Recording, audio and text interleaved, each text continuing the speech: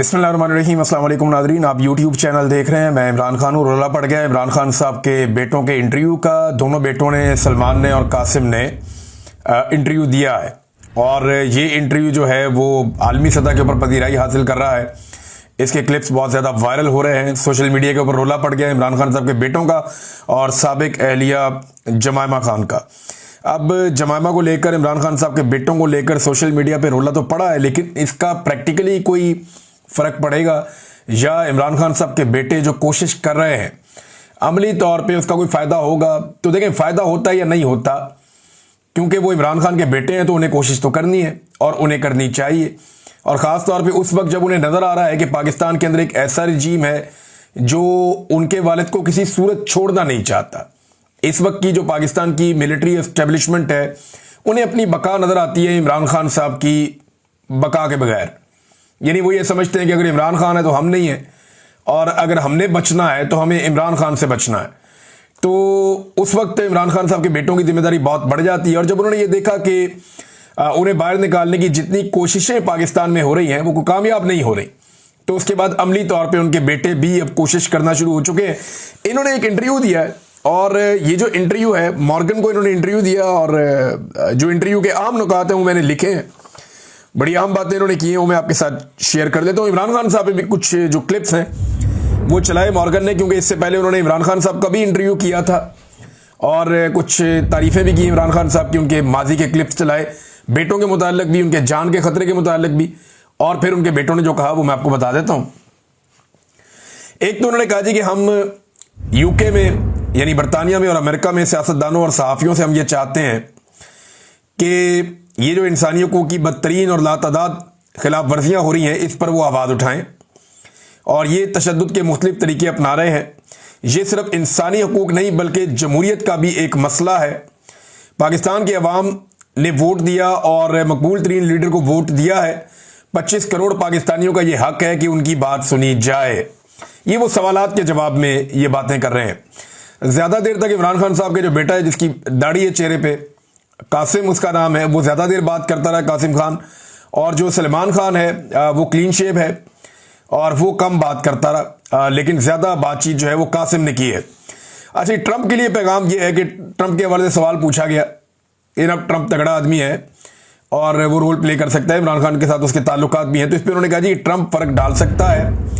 और ये हमारी जो मुलाकात हुई रिचर्ड ग्रेनल से, हमारी बात हुई थी, उसने हमारे वालिद के हक़ में आवाज़ उठाई और वो ट्वीट वगैरह भी किया था। हम जानते हैं कि अगर ट्रंप बात करेंगे, या उनकी ये सलाहियत है, वो ये कहते हैं कि पाकिस्तानी एस्टेब्लिशमेंट से डोनाल्ड ट्रंप ही बात कर सकता है, उसके बाद ये सलाहियत है। और हमसे अगर इस बारे में रब्ता होता है तो हम उनसे बात करना चाहेंगे। वी विल लव, उन्होंने ये कहा कि हम बिल्कुल डोनाल्ड ट्रंप से बात करना चाहेंगे अगर वो पाकिस्तानी एस्टेब्लिशमेंट से इस बारे में कोई पैगाम देना चाहते हैं कि वो इमरान खान साहब के साथ ज़्यादती बंद करें। अच्छा जी, एक और उनसे सवाल किया गया कि आपको डर है कि आपके वालिद को कत्ल किया जा सकता है? उन्होंने कहा जी हम ये सोचना भी नहीं चाहते और कोशिश करते हैं कि हम ऐसा ना सोचें, लेकिन ऐसा वक्त आता है कि जब मुझे लगता है कि शायद मैं अपने वालिद को दोबारा ना देख पाऊँ, और उनको देखे बगैर और उनसे मिले बगैर ये हमारी ज़िंदगी का सबसे लंबा तरीन अरसा है। और ऐसे में जब हालात जो हैं वो मज़ीद मायूस कुन होते जा रहे हैं। फिर मॉर्गन ने इमरान खान का एक इंटरव्यू का हिस्सा चलाया जिसमें उन्होंने इमरान खान साहब से बीवी बच्चों के बारे में पूछा।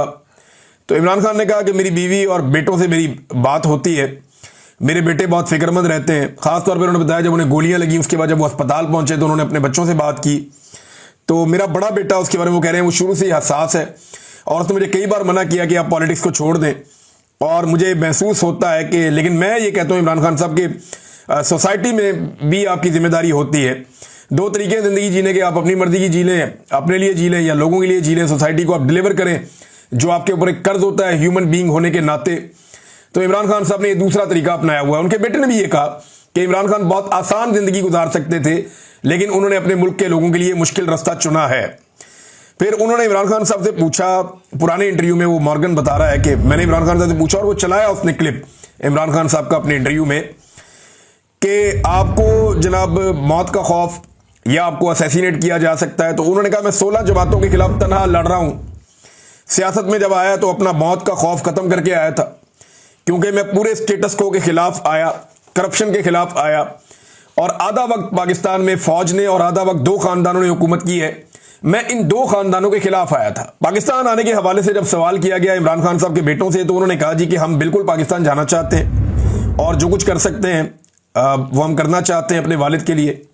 हमने पाकिस्तान जाने का इरादा जाहिर किया तो हमें हुकूमत की जानिब से, जो पाकिस्तान में मौजूद है हुकूमत, हमें गिरफ्तारी की धमकियां दी गई। हमारे खानदानी ज़राए और दीगर लोगों को भी ये धमकियां पहुंचाई गई, मगर हम अभी जाने का इरादा रखते हैं।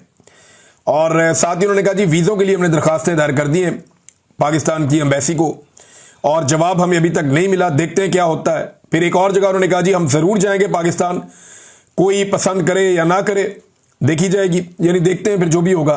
तो इमरान खान साहब के बेटों ने ये कश्तियां जलाने वाली बात है कि हम तो पाकिस्तान जाएंगे, फिर देखते हैं क्या होगा। देखिए, तहरीक लीड करने तो इमरान खान के बच्चे नहीं आएंगे, और मुझे नहीं लगता पाकिस्तान की हुकूमत इतना बड़ा रिस्क लेगी। वैसे पता कोई नहीं है, पाकिस्तान की एस्टेब्लिशमेंट इस दफा कुछ भी कर देती है। ये जब से डोनाल्ड ट्रंप से आसिम मुनीर साहब की मुलाकात हुई है, पाकिस्तान के अंदर कोई समझ नहीं आ रही, जो इनका दिल करता है कर देते हैं। थोक के हिसाब से ये पार्लियामेंटेरियन फारिग करते जा रहे हैं, जनाब दोबारा इलेक्शन करवाएंगे, सारी सीटें पीएमएलएन को देंगे, पूरा कंट्रोल मुल्क के ऊपर कर लेंगे। लेकिन फर्ज करें 350 सीटें, तो सारी की सारी भी अगर ये ले जाएं, 350 के लगभग सीटें हैं कौमी असेंबली की, और 100 सेनेटर है। अगर ये सारी सीटें भी ले जाए पाकिस्तान की मिलिट्री एस्टेब्लिशमेंट, तो क्या ये मुल्क चला लेंगे? क्या एमएनए और सेनेटर से मुल्क चलता है? क्या एमपी वजीर आजम और वजीर आला से मुल्क चलता है? नहीं, मुल्क चलता है अवाम के कॉन्फिडेंस से, और अवाम को बिल्कुल कॉन्फिडेंस नहीं है मौजूदा हुकूमत के अंदर। एड़ी चोटी का जोर लगा दे एस्टेब्लिशमेंट, ये मुल्क नहीं इनसे चलना। ये तब तक नहीं चलना जब तक कि अवाम की मर्जी के फैसले नहीं माने जाते। अवाम की मर्जी से चलाएंगे तो मुल्क चलेगा, जब आप अवाम की मंशा के खिलाफ चलाएंगे तो मुल्क नहीं चलेगा, जब आप मैंडेट का एहतराम नहीं करेंगे तो मुल्क नहीं चलेगा। ये जो खुराफात हैं ये रहेंगी, लोगों में कॉन्फिडेंस ही नहीं है, लोग पाकिस्तान छोड़ छोड़ कर जा रहे हैं। अपने वालिद की जो सख्तियां उनके ऊपर की जा रही हैं उन पर बात करते हुए उन्होंने कहा जी शदीद गर्मी है, बिजली बंद हो जाती है, कभी पंखा बंद हो जाता है, एसी जो है वो उनको नहीं दिया जाता, वजन उनका लगातार कम हो रहा है, और जो आदमी 70s की एज के अंदर है उसके लिए ये अच्छा नहीं है। हत्ता कि उन्हें 3 गोलियां भी लगी हों माजी में, और उनकी सेहत को खतरात हैं, और वहां पे वो कहते हैं जी मुकम्मल एक कंट्रोल है, और बहुत सारे ऐसे तरीके हैं जिनके जरिए से असैसिनेट किया जा सकता है, मारा जा सकता है, मारे जाने का मंसूबा बनाया जा सकता है, तो वहां उनका पूरा कंट्रोल है। तो ये इमरान खान साहब के बेटों ने बाकायदा इस बात के ऊपर इजहार किया और इस खदशे का इजहार किया कि इमरान खान साहब की जान को खतरा है, और मल्टीपल टाइम उन्होंने किया। ये बात इमरान खान साहब के फैमिली के लोग पहले भी कर चुके हैं, और जब बुशरा बीबी बाहर थी तब भी वो ये बात कर चुकी हैं। अच्छा, उन्होंने कहा 3 साल से हम इमरान खान से नहीं मिले, मार्च से हमारी अपने वालिद से बात नहीं हुई। ऐसा लगता है कि इसी जबर के जरिए से उनको तोड़ने की कोशिश हो रही है। रात 2 बजे हमें पैगाम मिलता था कि जी आपके वालिद से बात करवानी है, 9 बजे तक रेडी हो जाएं फौरन, और वरना फिर 2 माह तक आपकी बात नहीं हो सकेगी। और बड़ी उजलत में बात इमरान खान साहब से करवाई जाती थी। फिर इन्होंने कहा जी कि एक करप्शन के बारे में सवाल किया एंकर ने, और उसने पूछा कि जनाब आपके वालिद के ऊपर करप्शन के इल्जाम हैं, उन पे आप क्या जवाब देंगे? तो वो सादा जवाब दिया उनके बेटे ने, जो सलमान उनका बेटा, उसने जवाब दिया। उसने कहा जी कि जो भी इन्हें जानते हैं वो ये जानते हैं कि वो करप्ट नहीं है। अगर वो ऐसे होते या करप्ट होते तो जो एस्टेब्लिश्ड जमातें हैं उनमें उनको शमूलियत की दावत दी गई थी, मगर उन्होंने 30 साल पहले अपनी जमात बनाई। हत्ता कि जो लोग उन पर इल्जाम लगाते हैं, जो लोग एस्टेब्लिशमेंट में हैं और वो उन पर इल्जाम लगाते हैं, वो भी ये बात अच्छी तरह जानते हैं कि इमरान खान एक करप्ट इंसान नहीं है। Field marshal general Asim Munir के लिए भी इमरान खान के बेटों ने एक पैगाम दिया, और ये पैगाम भी इमरान खान के बेटे सलमान ने दिया है। ज्यादा देर तक कासिम ने बातचीत की है, और ज्यादा बातचीत भी, यानी कासिम का मुझे ऐसा लग रहा है कि ज्यादा बोलने में या चीजों को फेस करने में एक्सपीरियंस है, लेकिन सलमान की कुछ चीजें बड़ी इंपॉर्टेंट है इमरान खान के बेटे की। जनरल आसिम मुनीर के हवाले से जो पैगाम है वो बात उसी ने लिखी। उसने कहा जी रिस्पेक्ट डेमोक्रेसी, यानी उनके लिए मशवरा ये है, या उनको जो वो कहना चाहता था पैगाम, कि रिस्पेक्ट डेमोक्रेसी, आप जमहूरियत की इज्जत करें। Respect the will of the Pakistani people, Pakistani लोगों की राय का एहतराम करें। Respect the rule of law, कानून की हुक्मरानी की इज्जत करें। And give him fair trial, और मेरे वालिद को फेयर ट्रायल का हक दिया जाए, यानी उनके साथ नाइंसाफी बंद की जाए और उनके साथ इंसाफ किया जाए। ये जनाब इमरान खान साहब के बेटों का इंटरव्यू है, उसके बाद रोला पड़ा हुआ है हर तरफ, और पाकिस्तान तहरीक इंसाफ पे लगातार छापों पे छापे मारे जा रहे हैं, लगातार छापे चल रहे हैं। वो नईम हैदर पंजूथा टीवी चैनल पे बैठे हुए हैं और साथ दिखा रहे हैं, जनाब ये देखें मेरे घर पे छापे पड़ रहे हैं, और बता रहे हैं कि जनाब ये छापे पड़ रहे हैं, पुलिस जा रही है, देखें क्या हो रहा है मेरे घर पे, चादर और चार दीवारी का तकद्दुस पमाल हो रहा है। थोड़ी देर के बाद पुलिस दोबारा जाती है छापे मारने और सारे डीवीआर और कैमरे को में तोड़ के उतार के ले जाती है कि जनाब ये तो दिखा देते हैं दुनिया को कि छापे पड़ रहे हैं, लिहाजा ये उतार के ले जाओ, और वार्निंग भी दी जाती है, धमकियां भी दी जाती है। तो पाकिस्तान तहरीक इंसाफ पे खासतौर पर पंजाब में चादर और चार दीवारी का तकद्दुस पामाल हो रहा है, और इससे कोई फर्क पड़ता है क्या? इससे कोई फर्क नहीं पड़ता। कितने लोग गिरफ्तार कर देंगे? 5,000, 2,000, 10,000, 20,000। मैक्सिमम लोग जो अब तक गिरफ्तार किए गए हैं वो एक टाइम में को 10 से 12,000 लोग गिरफ्तार किए गए। इससे ज्यादा कैपेसिटी नहीं है हुकूमत की। सिर्फ पंजाब जो है ना वो 10-12 करोड़ का सूबा है, पाकिस्तान की आबादी 25 करोड़ से ज्यादा की है। अगर वाकई पाकिस्तान के लोगों ने यह फैसला कर लिया, जैसे पाकिस्तान के लोग 2-3 मरतबा फैसला कर चुके हैं। एक मरतबा पाकिस्तान के लोगों ने फैसला किया जिस दिन इमरान खान साहब की हुकूमत गिराई गई, तो 10 अप्रैल 2022 की रात को सारा पाकिस्तान बाहर सड़कों पे आ गया और गेम पलट गया। उस दिन एस्टेब्लिशमेंट को होश आई कि ये हमने क्या कर दिया, लेकिन तब तक चिड़ियां खेत चुग चुकी थी। लिहाजा उसके बाद उनके पास कोई ऑप्शन नहीं था सिवाय इमरान खान से लड़ने का, और इमरान खान साहब ने फिर आस्तीनें चढ़ा ली और एस्टेब्लिशमेंट से लड़ पड़े। अब मामला यह है कि लोग जैसे उस दिन निकले, जैसे इमरान खान के साथ निकलते रहे, जैसे लोगों ने 8 फरवरी 2024 को अपना फैसला सुनाया निकल के, अगर ऐसे ही लोग 5 अगस्त 2025 को निकल आए, 2 दिन बाकी हैं, तीसरे दिन 5 अगस्त है, अगर लोग निकल आए तो फिर डायनामिक्स चेंज हो जाए, सूरत हाल ही बदल जाएगी, सारा का सारा सिनेरियो चेंज हो जाएगा। यानी कुछ ऐसा नया हम देख सकते हैं कि जिसकी एस्टेब्लिशमेंट तवक्को नहीं कर रही। लेकिन अगर लोग निकल आए तो ये तो जो है ना, ये बहुत इंपॉर्टेंट है। और लोगों का, पाकिस्तान के लोगों का मूड कोई पता नहीं होता, ये किसी वक्त भी ट्रिगर करते हैं, एकदम निकल आते हैं। और अगर पाकिस्तानी एकदम निकल आते हैं, पूरे पाकिस्तान में निकल आते हैं, हर तरफ फैल जाते हैं, और आपको पाकिस्तानी अपने अपने गली मोहल्लों में जगह जगह निकले हुए नजर आते हैं। वैसे पाकिस्तान तहरीक इंसाफ ने जो एक यूनिफाइड एफर्ट होती है ना, वो की तो है, लेकिन वो चीजें भी नजर नहीं आ रही। जैसे माजी में बहुत सारा सोशल मीडिया के ऊपर कंटेंट और दीगर चीजें आती थी, अभी वो मोमेंटम हो सकता है 1-2 दिन है अभी इसके अंदर बन जाए, लेकिन अंदर क्या पक रहा है या लोगों के अंदर क्या लावा पक रहा है, ये तो बहुत सारे लोग, ये मोहम्मद जुबैर कह रहे थे कि लोगों के अंदर लावा पक रहा है। ये आप जो भी करते जा रहे हैं, जमा होता जा रहा है। जब ये लावा फटेगा तो आपके लिए मुसीबत बन जाएगी। ये सब लोग, जितने समझदार लोग हैं वो सारे बता रहे हैं, लेकिन मान के नहीं दे रहा कोई। तो देखते हैं कि 5 अगस्त को पाकिस्तानी अपने घरों से बाहर निकलकर आवाज उठाते हैं, तो फिर तो गिरफ्तारियां भूल जाएं आप, फिर गिरफ्तारी कहां से हो सकती है। नाज़रीन, जो कुल जमाती कॉन्फ्रेंस की एक मीटिंग हुई है, 2 दिन तक ये मीटिंग चली, उसका मुकम्मल एलामिया आ गया है। उसमें कोई 17-18 पॉइंट्स हैं जो मैं आपके सामने अब रखने वाला हूं, बिल्कुल वन गो में। मैं आपको बताता हूं अपोजिशन किन चीजों में काम कर रही है मौजूदा हुकूमत के खिलाफ। नंबर 1, उन्होंने कहा जी कॉन्फ्रेंस रोकने की जो कोशिश की गई उसकी हम मजम्मत करते हैं। नंबर 2, मईशत तबाह कर दी, किसान तबाह कर दिया, मेहनत कश तबाह कर दिया, तनख्वाहदार इदारों की जो अफराद है उनकी मुकम्मल तबाही फेर दी है हुकूमत ने। नंबर 3, इमरान खान और बुशरा बीबी को नाहक कैद में रखा गया है और उनकी रिहाई का मुतालबा किया गया। नंबर 4, जो हाइब्रिड निजाम इस वक्त चल रहा है उसमें अपोजिशन का मुकम्मल खात्मा किया जा रहा है। नंबर 5, नए मिसाके जमहूरियत की पाकिस्तान में जरूरत है, जिसमें सारे सियासी स्टेक होल्डर बैठे और पाकिस्तान को ट्रैक के ऊपर लेकर आए। नंबर 6, इंसानी हकूक की जो पामालियां हो रही हैं पाकिस्तान में, जो पार्लियामेंट और जमहूरियत बेमानी हो चुके हैं, यह नुक्ता है। अगला नुक्ता यह है कि जी 1973 के आइन को बहाल किया जाए मुकम्मल तौर पर। अगला नुक्ता कानून की हुक्मरानी का है। फिर अदलिया की आजादी, खुद मुख्तार इलेक्शन कमीशन और मुनसिफाना इलेक्शन। बलोचिस्तान की खराब सूरत हाल है। उसके बाद अगला नुक्ता खैबर पख्तूनख्वा की सूरत हाल और कबायली इलाकों की मौजूदा सूरत हाल और ऑपरेशन। फिर ट्रुथ एंड रिकंसिलिएशन कमीशन का क्याम किया जाए पाकिस्तान में, ताकि जिसने जो किया सामने आ जाए।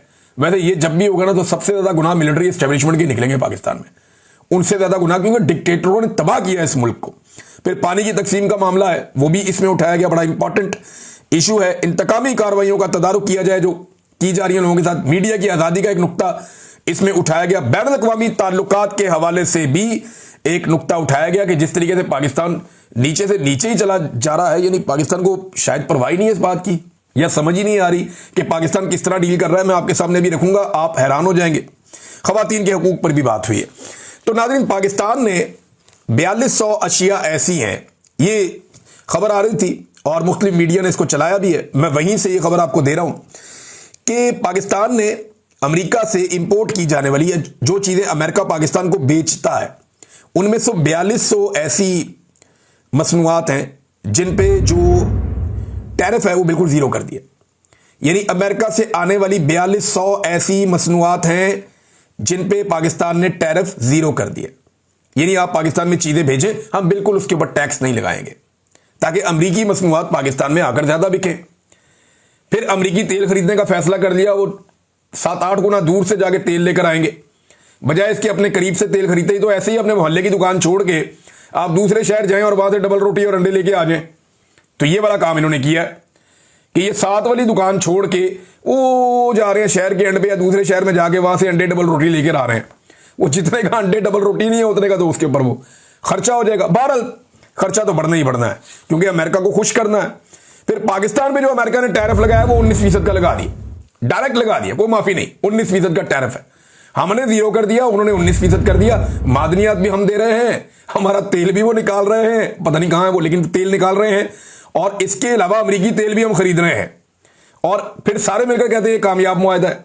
ये कामयाबी सिर्फ एक चीज की है, ये मुआहदा सिर्फ एक नुक्ते पे कामयाब है, और वो ये है कि डोनाल्ड ट्रंप या उसकी हुकूमत पाकिस्तान में इंसानी हकूक के मामलात पे, अपोजिशन को दबाने के मामलात पे, और पाकिस्तान के अंदर रूल ऑफ लॉ पे, पाकिस्तान के अंदर आजादी इजहार राय पे, इन चीजों के ऊपर खामोश रहेगी, इनके ऊपर बात नहीं करेगी। जो इमरान खान के साथ ज्यादतियां हो रही हैं उनके ऊपर इंटरनेशनली कोई आवाज नहीं उठेगी।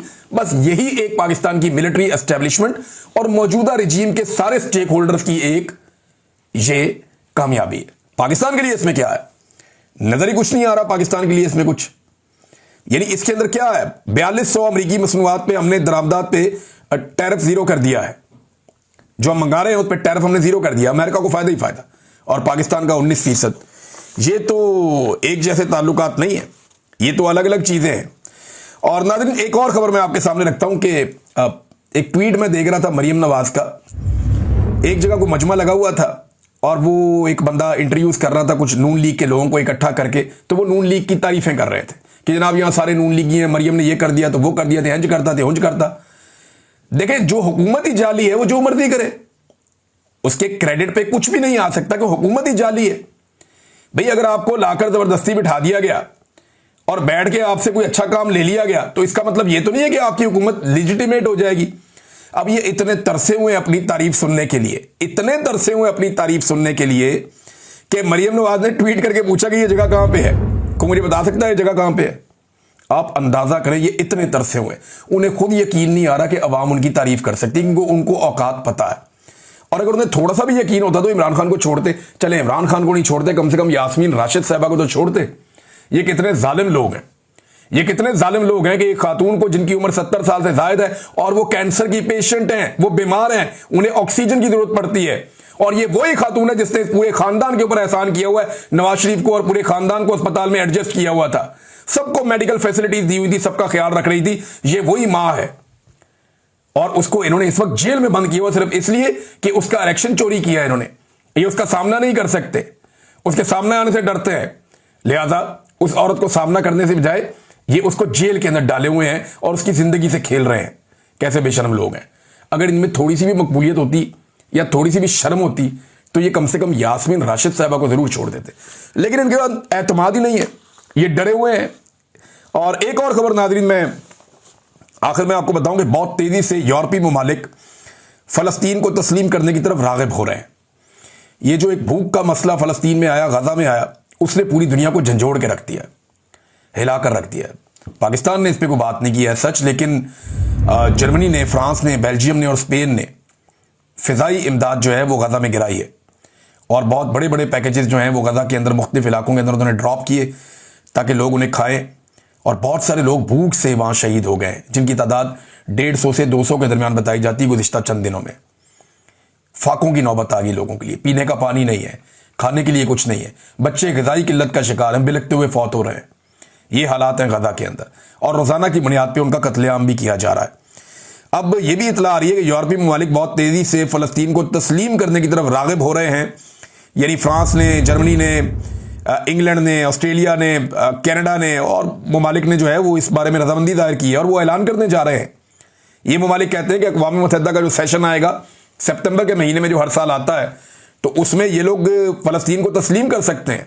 बाकायदा कंडीशंस इन्होंने रख दी हैं और कुछ ने फैसला भी कर दिया है। तो ये इसराइल के नुक्ता नज़र से या अमेरिका के नुक्ता नज़र से एक धचका है, क्योंकि जो कुछ अमेरिका ने यूक्रेन के साथ किया, उसके बाद जो यूरोप है उसकी सोच अमेरिका के बारे में पहले की तरह नहीं है। मुझे ऐसा लगता है वो थोड़ी सी ट्विस्ट हुई है। यूरोप को ऐसा लगता है कि उनकी प्रोटेक्शन के लिए जो उन्होंने पूरा इन्हिसार अमेरिका पे किया था वो नाकाफी है। वो अमेरिका को एक इत्तेहादी के तौर पे तो रखेंगे, दूसरा ऑप्शन कोई नहीं है, लेकिन साथ ही साथ वो अपने फैसले करने में कुछ थोड़ा अपने आप को आज़ाद करेंगे, ऐसा दिखाई दे रहा है। अब तक के लिए इतनी, अपना ख्याल रखिएगा, अपने इस चैनल का भी। अल्लाह हाफ़िज़।